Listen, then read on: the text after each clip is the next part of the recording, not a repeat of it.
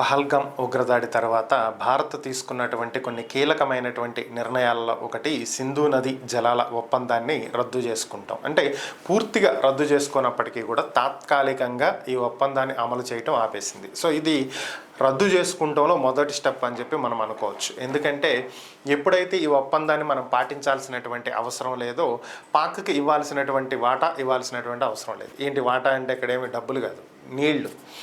So ఎప్పుడూ కూడా పైన మనం ప్రాజెక్టులు కట్టేసి నీటిని ఆపకూడదు అనేది ముఖ్యంగా దీంట్లో ఉన్నటువంటి ఒక ఒప్పందం. సో దాని ప్రకారం ఇప్పటి వరకు మనం ఎప్పుడు సింధు నది మీద కానీ దాని ఉపనదుల మీద కానీ ఎప్పుడు కూడా మనం ప్రాజెక్టులు కట్టలా ఎక్కువగా. సో ఇప్పుడు మనకి ఇది అవకాశాన్ని కల్పిస్తుంది. పూర్తి స్థాయిలో మనం నచ్చినట్టు ప్రాజెక్టులు కట్టుకోవచ్చు, కిందకి చుక్క నీరు కూడా వెళ్లకుండా ఆపచ్చు. సో దీనికి సంబంధించే పాక్ ఏ విధంగా స్పందిస్తుంది అనేటువంటి విషయాల్లోకి గనక వెళ్ళినట్లయితే 1960లో ప్రపంచ బ్యాంక్ మధ్యవర్తిత్వంతో ఈ సింధు నదీ జలాల ఒప్పందం అనేది జరగటం జరిగింది. సో ఆ తర్వాత ఎన్ని గొడవలు వచ్చినా ఎన్ని వచ్చినా కూడా ఓవరాల్గా దీన్ని అయితే మనం ఆపల, అది కొనసాగుతూనే ఉంది. ఉరీలో అలానే బాలాకోట్లో సర్జికల్ స్ట్రైక్స్ చేసినటువంటి సమయంలో కూడా మనం ఎప్పుడు దీన్ని అయితే ఆపల, దాన్ని కొనసాగిస్తూనే వచ్చాం. ఇప్పుడు మనం దీన్ని తీవ్రంగా తీసుకున్నది కూడా. కానీ ఈసారి మాత్రం చాలా కఠినమైనటువంటి నిర్ణయాలు తీసుకోబోతున్నాం.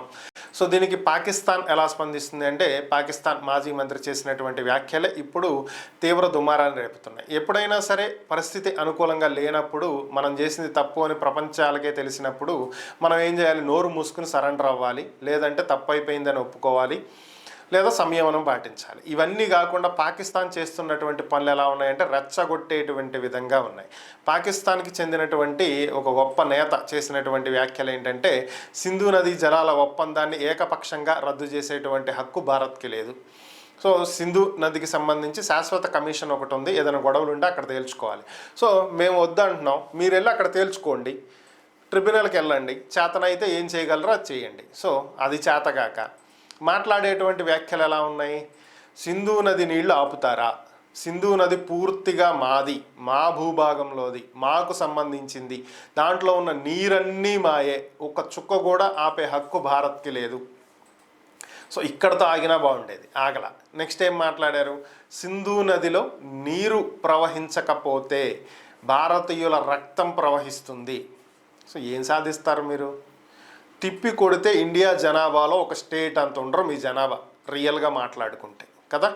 మొత్తం పాకిస్తాన్ జనాభా ఎంత? 25 కోట్ల మంది. భారత జనాభా ఎంత? 143 కోట్ల మంది జనాభా. ఏం చేస్తారు మీరు? సో ఇండియన్ ఆర్మీ కూడా సరిపోరే మీరు. సో మీరు చేసేటువంటి వ్యాఖ్యలు రెచ్చగొట్టేటువంటి ధోరణి, విచ్చలవిడితనం మాట్లాడటం. అదేమంటే దేశ సార్వభౌమత్వానికి వస్తే మేము ఎట్ట కొట్టుకు చచ్చినా పార్టీలంతా ఒకటవుతాం. అవ్వండి, మీరు అందరూ ఒకటైతే ఎవడికొచ్చిన నష్టం? ఇక్కడ ఏ నష్టం లేదు.